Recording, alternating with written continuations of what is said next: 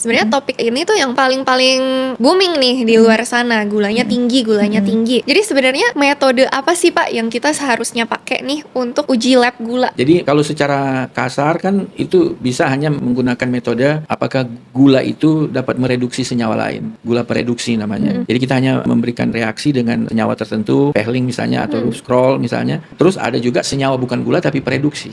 Oke. Nah, jadi metode itu agak untuk mengecek betul gula itu bisa menggunakan kromatografi, HPLC, ya. HPLC. Tapi ya, juga yang lebih baik lagi, lebih akurat itu yang sekarang mulai tren lagi di analisis laboratorium itu menggunakan high performance anion exchange chromatography. Jadi HPAEC ya. Ya.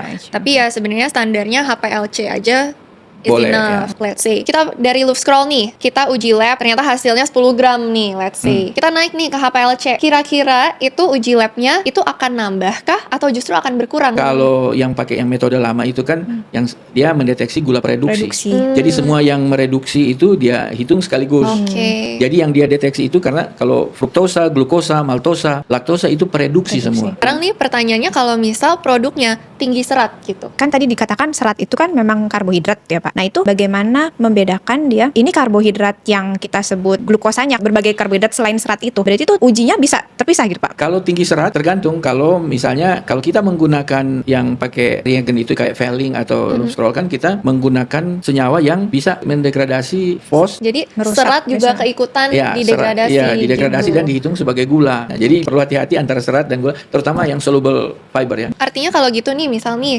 saya punya produk yang tinggi serat gitu, running pakai Lufscrol yang metode paling jadul lah ya, let's say. Terus hasil gulanya itu lebih tinggi dibanding saya pakai UPLC. Ya, Itu. karena sudah ada degradasi. Karena ada, tapi Hasil sebenarnya sejatinya yang benar itu yang mana sih Pak?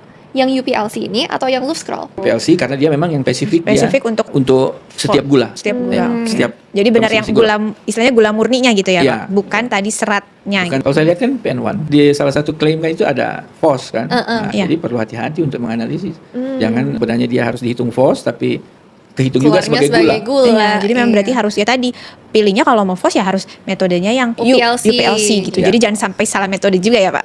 Tapi yang ngomong-ngomong UPLC ini juga lebih mahal ya pastinya. Ya, semakin canggih. Semakin biasanya. canggih, Kalau nah, canggih itu semakin lebih mahal.